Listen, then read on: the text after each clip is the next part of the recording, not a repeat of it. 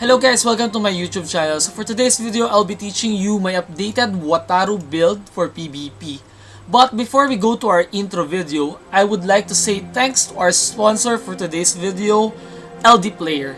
So LD Player can be downloaded in their website. It's just ldplayer.net. Then once you go to their website, you just need to download this one or whatever works for your PC. So for me, this will be this one, download LD Player. So I'll be clicking it out. Then it will be downloading the installer. So once you have the installer, you just need to double click it, or actually just single click it. Then it's gonna ask you to install. You read and agree to the license. You can actually read this one and you read it out. This is gonna be the default installation place, so just press install. Then you're going to download LD Player. So actually the first thing that you download on the website is just the installer, so it's 2 MB, while the actual LD Player is around, I think, 400 MB. Yes, it's 411 MB. So let's wait for the download to finish. Okay, so it has finished downloading. So on the other part, it's just gonna be installing LD Player on my device. So I'm just waiting it up to finish installing. Then once we finish installing, it's actually easy. You just need to open it up. Then everything's gonna be okay. And we're done. Installation is complete, and just press start. So pressing start will launch up the browser, the emulator itself, LD Player. So let's just wait for it to load out. So LD Player is actually a good emulator, one of the best emulators out there. You can actually do a lot of things like multi-instance, macro support, high FPS, or smart key mapping. So previously I was using a different emulator, but LD Player allows me to do the things that I do easier. So it's actually more helpful for me. Then we can go to LD Store, and we can actually download in the LD Store Ragnarok Mobile. Oops.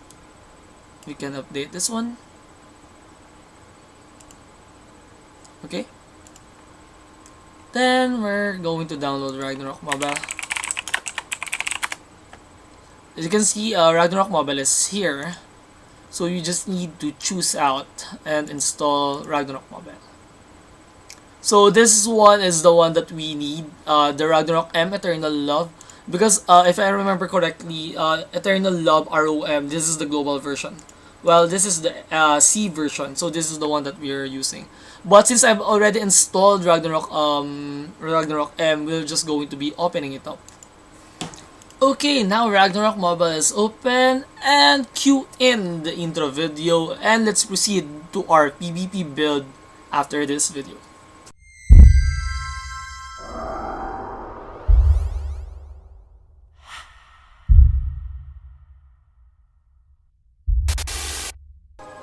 Okay, welcome back. So here is my Wataru. So we will be discussing my PvP build for my Wataru. So this actually is a personal preference of mine. Out of everything that I've tested, I think this is the best one for my character. It might not work the same as your character, but this is the one that garnered me a lot of wins in PvP 6v6. So okay, let's first start with the stats. So for my stats, I've actually did a lot of scattering of the stat points. So for my STR, it's 96. For my beat, it's 159. Int is 99, Dex is 98, and Luck is 62. The reason why I still put on Dex and Luck is because of the runes, the runes for Wataru, the Luck switch and the Dex switch. It actually gives you a lot of damage because of the stat switching mechanics. Then for my equipment is plus 15 Rosa chain with armor breaking and using a Loot Star card. It gives you 20% magic damage reduction, and if your offhand refine is plus 12 or more, you get another 5% for free. I think there are circulating rumors that Ignore Defense doesn't really do much on PvP, but it really does a big help on PvP. We actually tested it out a while ago with my friend, and it garnered me around 10 to 20% damage increase. And it's that's a saint, okay? So it has high defense. So Ignore Defense is still important, guys. Please do not neglect your Ignore Defense. At least get 100% Ignore Defense or 120. But do not sacrifice your other stats for your Ignore Defense. That's one of the keys that you need to remember. As Wataru, you need a balance of attack, HP, SP, Vit, Int, STR, and everything. Everything should be balanced. If you allocate too much on STR, like using God's Blessing, Survival Ring, the damage in PvP will not be really high. So, yep. For my armor, I'm using currently a plus 11 Comet Warfare armor with Moral 4. And for the card, I'm using the Tartarus. The reason for this is, if you are playing Wataru and you're playing against Garm card users, you're gonna get freeze without the Tar Star. So it's the reason why Comet and the Tar Star is really important. It's because you don't get freeze. Also, if you're using Tar Star, you can use a lot of other offhand cards. So you can actually make up your own build, and you can actually remove your mark card from your offhand cards. For my garment, I'm using currently plus 15 Ancient Cape with Divine Blessing 4. And for the card, I'm using Holy Crystal Arcane card. So basically, it's just Poison, Holy, Dark, Ghost, and Neutral damage reduction. But I'm thinking if I'm going for full damage, Radix Star is good. Eclipse Star is surprisingly also good for Machine Revolution. So that's your choices, I think. But for now, I'm staying with my Holy Crystal Arcane because I'm still saving up for my Moonlight Flower card. For my boots, I'm currently using plus 15 Wolf Grandma Sleepers with Divine 3. And Dragon Bone card, which is damage, neutral damage received is 10% minus, and my damage my damage received to demi-humans is decreased by 10%. You can actually use Death Cut boots as well if you're going for a glass cannon build, but I prefer using my plus 15 Wolf Grandma Sleepers because of the refined damage reduction, 13.5%, and that's quite a lot. That's really big. For both my accessories, I'm using plus 15 Bright Moon. For the Anvil Refine bonus and for the Refine Attack bonus of the accessory itself, with both Sharp Blade 4. The card for this one is Wraith Star, and the card for my other one is Monkey card. For my weapon, I'm using plus 15 Dragon King Sword with Tenacity 3 and 2 Hydra cards. Basically, this build is really going to be tanky. At the same time, it's still gonna hurt because I'm pumping up on my HP and I have a balanced attack, and I have a balanced Ignore Defense as well. So, if you're thinking, if you're going for full Machine Revolution, why not use Wrench? The damage difference is not really that big for the investment that you are putting on a Wrench. So if you're tight on budget like me, I'm just going to stick with my plus 15 Dragon King Sword, and it's more versatile. The reason why the Dragon King Sword Wataru is less efficient on Wrench is because we don't have Overthrust Max. The PDI that we have is innate on our weapon. It's in the Dragon King Sword. So if you remove the Dragon King Sword, you lose the PDI compensation that should be on Overthrust Max. So that's one of the reasons why the damage isn't really big. But on Lightbringer, the damage difference of the Wrench and Avalanche is quite big for Machine Revolution. But for Wataru, I think it's not really that worth it if you don't have a budget. But if you have a budget, I think you could go for Wrench for pure Suicide build. For my headgear, I'm currently using Black Goat's Fury. So it's plus 10% HP. Then, for my card, it's Nightmare card. There are a lot of players using Carousel Dream or using, what's the other one? Starlight Sweetie. So you might get a sleep or whatever. This is one of the best cards I think for headgear. It's still gonna be underrated. Some people might say that you should use Orc Hero or Mentalist probably, but I think I still want to use Nightmare because for the stun, it doesn't really stun me for quite a long time, a long duration. But for sleep, I can go asleep for more than 2 seconds, and that 2 seconds I'm already dead. That's why I really don't care much about Orc Hero, and I only want probably Mentalist or Nightmare card. For my face, I'm currently using +6 monoculars with Moral 2 for ignore defense as well. For my mouth, I'm currently using Kraken's Treasure for max HP plus 8% and another damage reduction to all races. And the enchant is Vit plus 8. So what you want to get here is max SP, Vit, or Int raw stats that could actually improve your Machine Revolution damage. As for my my back gear, I'm currently using Love Goddess. Love Goddess actually affects the damage of your Wataru by 10%.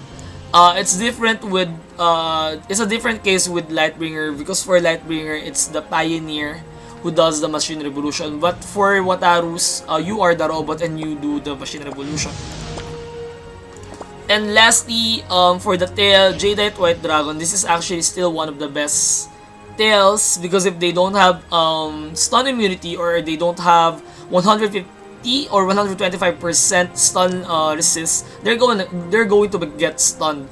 Plus you still get plus 5% penetration. For my enchant there, it's max HP percent, 10%. It's the max possible one. For my runes, I'm currently using still the same ones as I'm using on my Lightbringer. Energy Cannon with 6 times proc. I only use my Energy Cannon when I have enough charges. So this is a last hit or one hit skill for me. Then Restart Rune. This is for increasing your survivability actually, because if you use Restart and you don't erase all your other buffs, it's really okay. It's really better. But right now we have a bug that when we use Restart we get unmounted, but eventually it's gonna get fixed. Then this is gonna be really worth it. Next is Ballistic Modification. Arm Cannon damage is 28.5% damage, while the attribute damage reduction is 12.8%. So since we're using fire for Wataru, the enemy will be getting less 12.8% fire damage reduction. So that's quite big. But if you can get both high numbers for this one, it's gonna be better. Since a lot of people have high fire reduction already compared to neutral reduction before. For my magnetic field, I'm just using everything. All lines are unlocked. Rapid armor, I just need this one, the second line. But if you can get a higher movement speed, that would be really great. And lastly, I'm using elemental armor rune. The reason for this is so I can switch out to different elements when we're doing PvP. If we're fighting against Nogu, I can actually switch to wind armor. If we're fighting against a fire heavy lineup, I can switch to fire armor, or so on and so forth. Okay, so for my my prepare for elite, what I put on my prepare for elite is actually the following. I'm putting actually everything, even my neutral barrier and my magnetic field, because I think I think it's the I lack the capability to click a lot of skills and browse through a lot of tabs, and I really can't cast manually the magnetic field and the neutral barrier anymore. So I just use prepare for elite when I think I need to use it. So it's gonna instantly spawn the prepare for the magnetic field and the neutral barrier on my spot.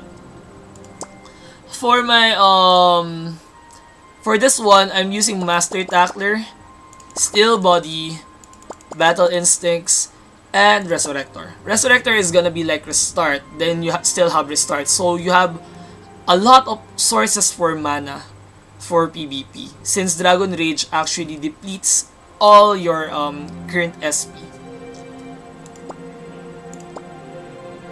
For my Oracle Mirror Extract, my current Oracle Mirror Extract, I'm using Holgren's Refined Hammer. This is to break the equipments of the enemies that doesn't use eggshell beam. And I think that's it. I think we covered almost everything that I need for Wataru. So again, thanks to our sponsor, LD Player, for sponsoring this video. Again, LD Player features a lot of things that other emulator doesn't feature.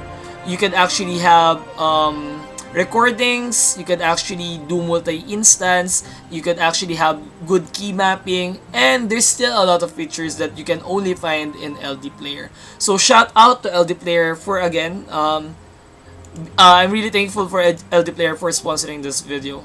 So I think that's it. I think this is my latest PvP build that I'm going to share with you guys. And if you have any questions or you want to clarify anything, please do not hesitate to drop your questions on the comment section down below. Also, a lot of people watching my video aren't yet subscribed. So if you haven't subscribed yet and you want to subscribe, please subscribe. And hit the bell button so you can get instant notification on whenever I drop this kinds of video. Okay, that's it. And for now, I think Wataru is still on a weird spot. We still have a lot of skills that's missing. And once we get those that skill that's missing, the skin tempering, I think Wataru will be one of the best classes. I think it's gonna, to be honest, I think it's really gonna obsolete Lightbringer. For me on PvP, it's gonna obsolete Lightbringer. So yep, that's it, and see you on the next one, guys. Goodbye.